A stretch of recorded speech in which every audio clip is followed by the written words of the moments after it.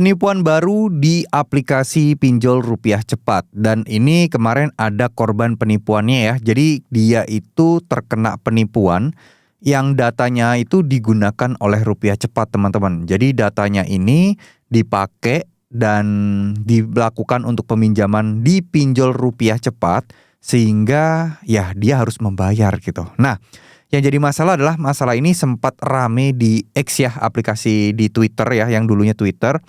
Dan ini jujur aja kemarin bahkan sempat di-repost oleh ini ya, Kak Ridwan Hanif ya teman-teman ya, salah satu YouTuber reviewer otomotif gitu.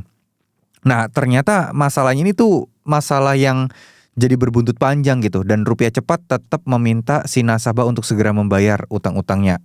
Bukan segera membayar ya, tetap membayar meskipun itu sebagai korban penipuan. Karena apa? Karena ya dianggap datanya ya nasabah tersebut yang minjam gitu loh. Karena datanya yang dipakai.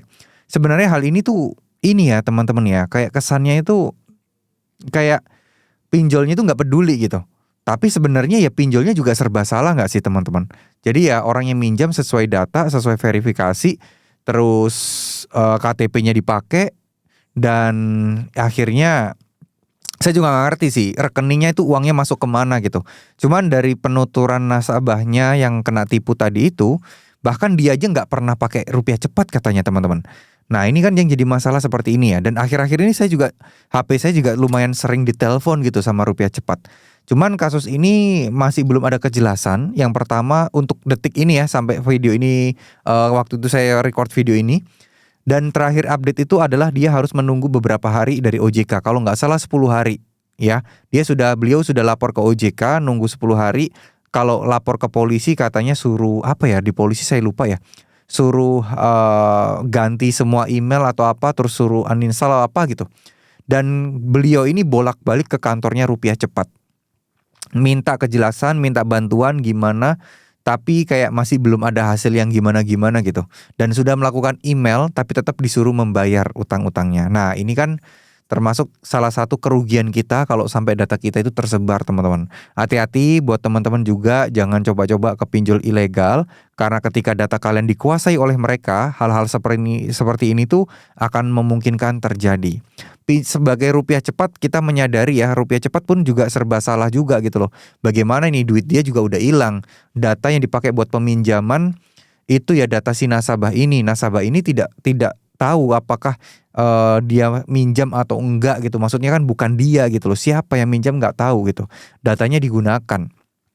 Nah mungkin harapan kita adalah bantuan dari OJK sih. Karena hanya OJK yang akan bisa membantu nih.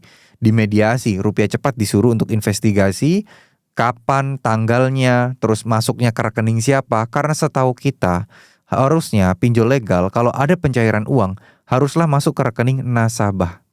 Haruslah masuk ke rekening nasabah ya, atas nama nasabah. Nggak boleh enggak dong. Nah masalahnya nasabah ini punya rekening itu enggak gitu. Nah itu tuh takutnya nih ya, nasabah ini dibikinkan rekening baru juga tuh. Ini yang agak repot lagi.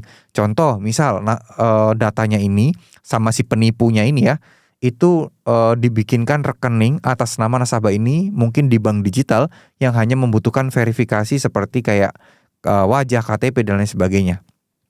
Ini yang bahaya menurut saya. Jadi ya atas nama rekeningnya rekening nasabah. Nah nasabahnya bingung. Saya nggak terima uangnya, saya bahkan tidak kepikiran mau minjol, tapi kenapa ada tagihan dan saya suruh bayar. Nah ini yang harus waspada. Itulah sepentingnya kita itu untuk menjaga data pribadi kita teman-teman. Ya tidak ada 100% yang aman, tapi setidaknya kita harus hati-hati terhadap memberikan data kepada orang lain ya.